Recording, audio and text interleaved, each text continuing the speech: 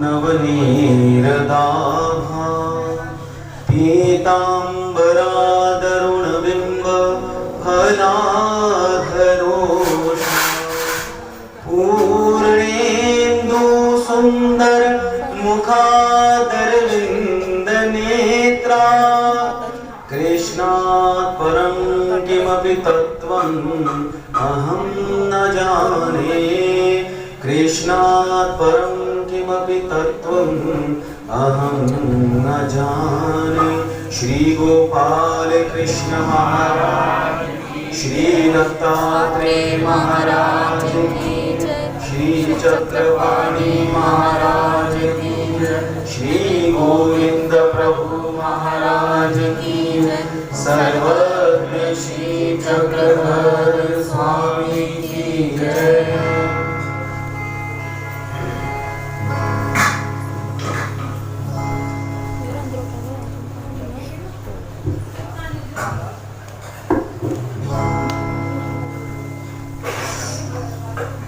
पूरे नवरात्रों में आज संख्या कम दिखाई दे रही है। ये लोग कारण है उसका, बिना कारण के कुछ नहीं हो सकता। सुबह आकर जा चुके। तो सर्वप्रथम हम कन्हैया जी की श्री मूर्ति का दर्शन करेंगे। उनकी श्री मूर्ति की महिमा कैसी है। लाखों करोड़ों कामदेव भी सुंदरता के आगे फीका पड़ जाते हैं। नारायण भी जिनके श्री चरणों को अपने केश समुदाय से झाड़ते हैं और लक्ष्मी जी को कहते हैं कि हमारी इतनी सुंदरता जगत में प्रसिद्ध है किंतु सत्य कुछ और है। अगर सत्य जानना है तो द्वापर युग के श्री कृष्ण महाराज जी की सुंदरता को देखना पड़ेगा, क्योंकि उनकी जो सुंदरता है, उनके श्री मूर्ति में जो माधुर्य है, अंग प्रत्यंग में जो सौंदर्य जो है, उनके आगे हमारी सुंदरता तो कुछ भी नहीं। श्री मूर्ति की तो बात ही दूर की है, उनके श्री चरणों का जो नख है उसके समान भी हमारी सुंदरता नहीं है। तो जिन श्री कृष्ण महाराज जी का सब कुछ सुंदर है, सब कुछ मधुर है, उनका माखन चोरी करना भी मधुर है, उनका करना भी मधुर है, भक्तों के संकट को हरना भी मधुर है, उनकी मुखाकृति भी मधुर है। कहते हैं कि जो भी उनके श्रीमुख के दर्शन करता था वो वहीं पर स्तब्ध हो जाता था। साधन दाता भगवान श्री चक्रधर जी कहते हैं कि द्वापरी श्री कृष्ण चक्रवर्ती बरवे, उनकी जैसी सुंदरता पूरे द्वापर युग में कहीं भी नहीं थी। सांवले होने के बावजूद भी लोग उनकी मुखाकृति की तरफ जब आकर्षित होते थे, रसिकों का तो यहाँ तक कहना है, एक रसिक भगवान से शिकायत करते हैं। क्या शिकायत करते हैं कि महाराज हम आपकी श्री मूर्ति का दर्शन करते हैं, हम आपके मुख को निहारते हैं, तो जब हम आपके मुख को निहारते हैं, आपने इस जगत में नरत्वम दुर्लभम लोके, नर जन्म पाना इस लोक में अति दुर्लभ है। आपने इस मनुष्य शरीर की रचना बड़ी ही अद्भुत करी है। हर अंग जहां पर होना चाहिए वहीं पर आपकी माया ने, आपकी प्रकृति ने उसे स्थापित किया है। किंतु आपने ये जो पलक बनाई है, आंखों पर जो पलक होती है, ये जो आपने बनाई है, ये बनाकर आपने बड़ी समस्या खड़ी कर दी है।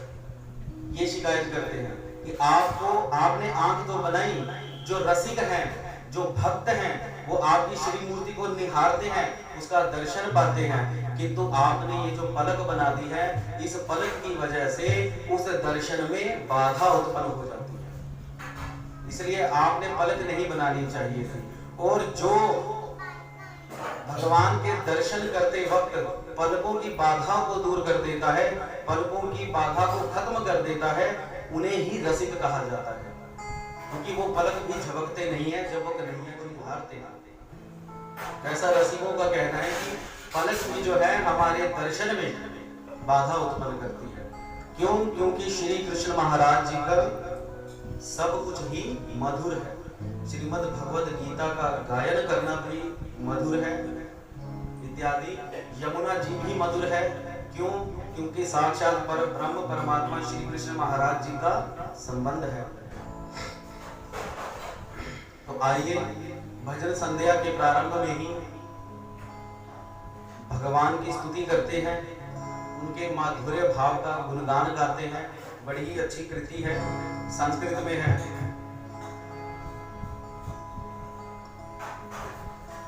भगवान की श्री मूर्ति में कितने माधुर्य हैं, उन माधुर्य भावों को 8 श्लोकों में इस कवि ने उसको दर्शाने का प्रयास किया है कि आप गिन लीजिए कि श्री कृष्ण महाराज जी का क्या क्या मधुर है। श्री गोपाल कृष्ण महाराज की जय।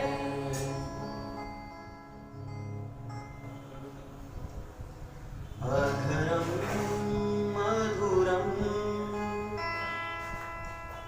वदनम मधुरम नयनम मधुरम हसितम मधुरम नयनम मधुरम हसितम मधुरम। कि भगवान के जो अधर हैं वो भी मधुर हैं, भगवान का वदन माने श्री मुखाकृति वो भी मधुर है, नयन भी श्री नेत्र भी महाराज के मधुर हैं, और भगवान का मुस्कुराना भी उतना ही मधुर है। जितने भी माधुर्य भाव इस दुनिया में है, जिन जिन को देखकर आपका मन आकर्षित होता है, जिन वस्तुओं को देखकर मन में उसे प्राप्त करने की इच्छा होती है, ऐसे सभी ने जो माधुर्य भाव स्थापित किए हुए हैं, उन सभी माधुर्य भावों के अधिपति कौन है? श्री कृष्ण महाराज। उनमें सभी माधुर्य जो है एक ही श्री मूर्ति में दिखलाई देते हैं। जितने भी रस हैं वो सभी श्री कृष्ण महाराज में दिखलाई देते हैं। इसीलिए विद्वानों ने उन्हें शास्त्रों में रसेश्वर भी कहा है। सभी रसों के ईश्वर है। जब वो रस का संचार करते हैं तभी हमारे मन में आनंद की धारा बहने लग पड़ती है। अधरम मधुरम वदनम मधुरम अधरम मधुरम वदनम मधुरम नयनम मधुरम हसितम मधुरम नयनम मधुरम हसितम मधुरम मधुरम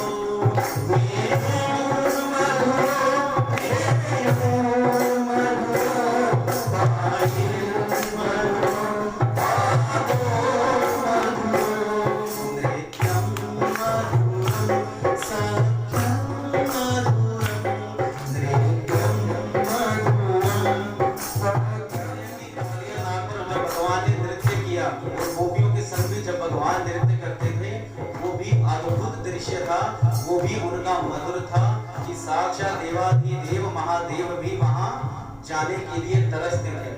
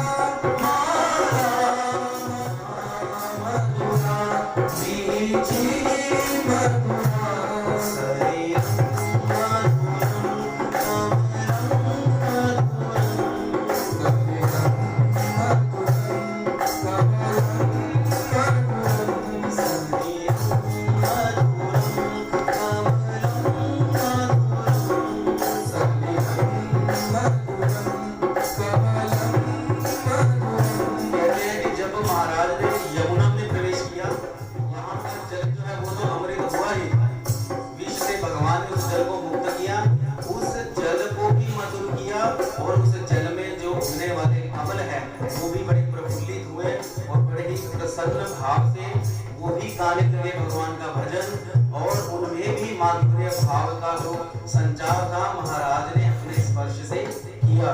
उसी का वर्णन करते हैं कि यमुना का जल कैसा है। सरी मधुरम